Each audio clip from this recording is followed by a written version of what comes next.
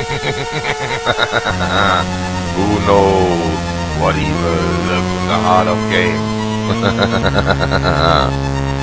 The Shadows knows. Hi, I'm the Shadows knows and I'm back with another PS2 game. Tonight I'm going to play Conflict Zone. And yeah, let's do a campaign. With a training mission, of course. And again, I've never heard of this game, never played it before. So let's see what this is about. I would guess it's about war. I might be wrong, but I'm probably right. And I'm definitely right that it loads quite long again.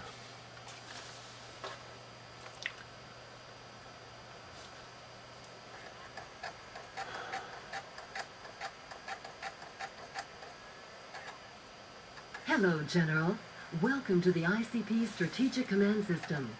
Using this system, you'll be in a position to give orders to your commanders and your men, and to visualize the development of the conflict perfectly in real time. Okay. First, you're going to learn how to use the visualization and navigation system.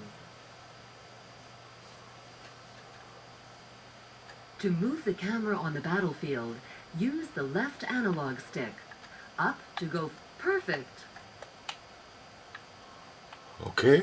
To change the direction of the camera, that is, to turn it, use the right analog stick. Okay. Yeah, that's logical. To change the angle of the camera, use the right analog stick. Up to move away from... Very good. Yeah, the tutorial is a bit slow. To zoom in, press the cross button while holding the R2 button pressed down. To zoom out, press the... Exactly.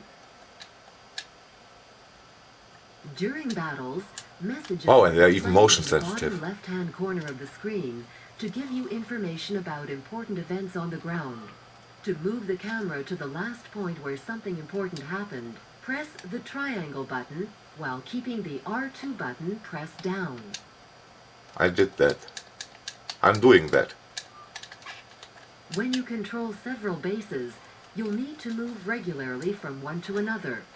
To move the camera through the bases you possess, press the triangle button. I'm pressing the triangle button.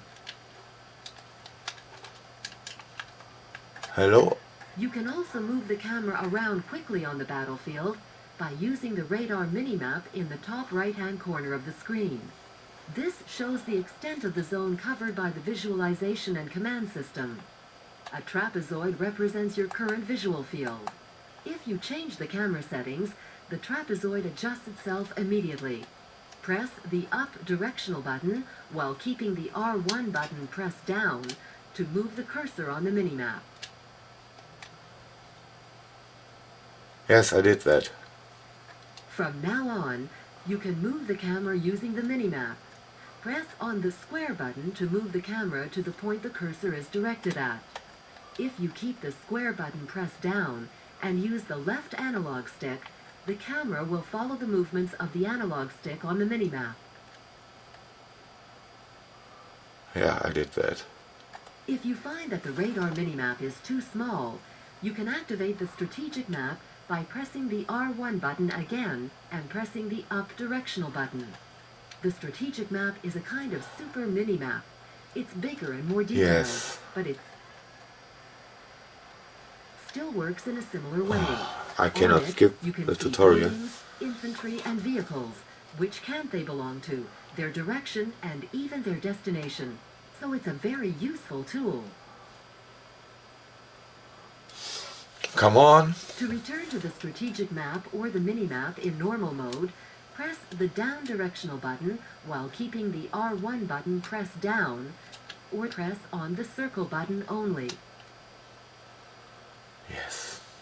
You can record up to 4 different camera positions. Press the L2 button and press simultaneously on one of the 4 directional buttons, up, down, left, or right, to save a camera position. To press the camera in one of the previously saved positions, press the L1 button and press simultaneously on the directional button, which was used to define the camera position to save. Yes, I did that. If you get disoriented, simply press L3 button or R3 button to reset the camera with the original direction and angle parameters. Yes, I'm doing that. Please continue.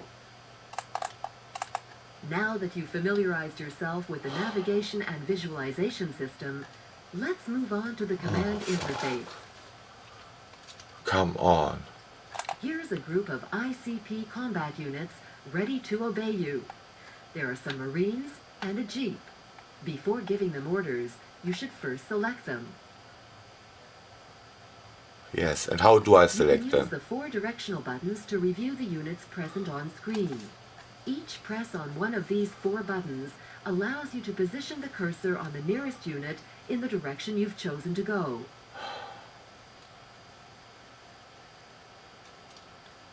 When the cursor is positioned on a unit, pressing once on the cross button selects the unit that's being pointed at.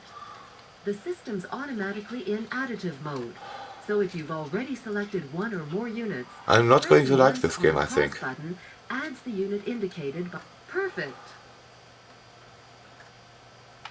And now. Pressing once on the circle button cancels the current selection. OK. Pressing once on the square button selects all the units that are visible on screen. Press the R2 button and the square button simultaneously to make the camera follow the movements of the selected units automatically. Press on the circle button to go back to the standard camera mode. To create a group with the selected units, press simultaneously on the L2 button and one of the 4 following buttons: cross button, circle button, square button, or triangle button.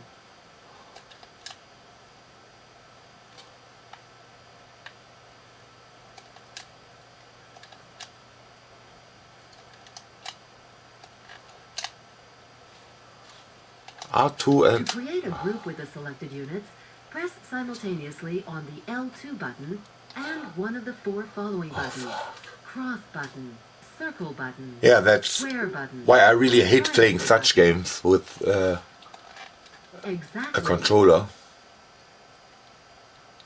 To recall one of the groups created in this way, press simultaneously on the L1 button and on the button you use to define the group: cross button, circle button, Wow, square this is button, probably the or worst triangle tutorial I've button. ever had.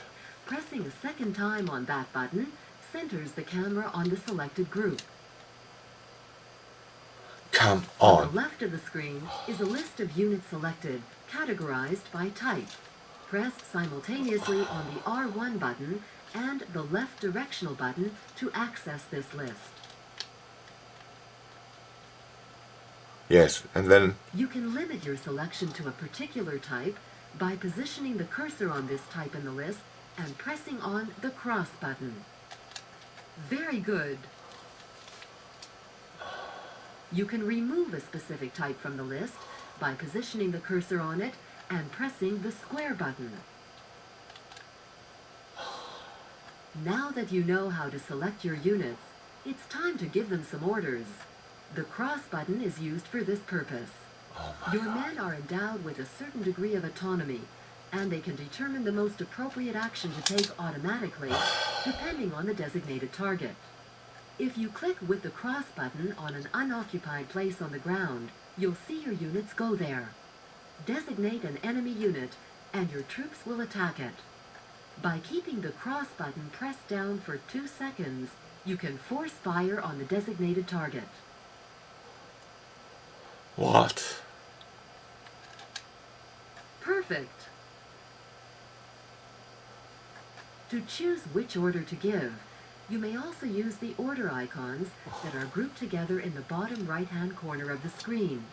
You can activate these icons when units are selected by pressing the R1 button and pressing on the right directional button. The number and nature of the icons displayed depend on the type of unit selected. When units with Oh my God. are selected, only Stop the units it. common to your group are displayed.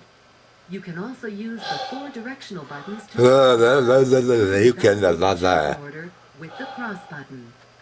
Finally, please note that you can also use the radar minimap to designate a target or a destination. Just click on it with the cross button.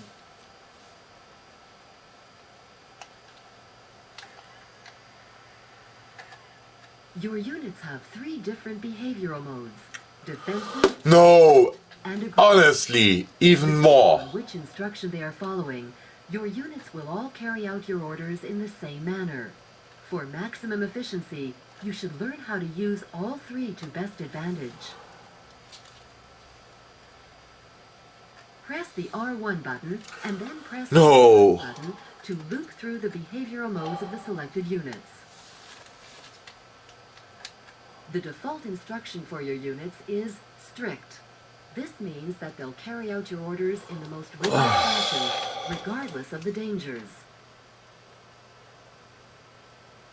Shift your troops into defensive mode, and you'll see them modify their behavior. They Honestly, only to how long fire, does this go on? avoid combat situations if they possibly can.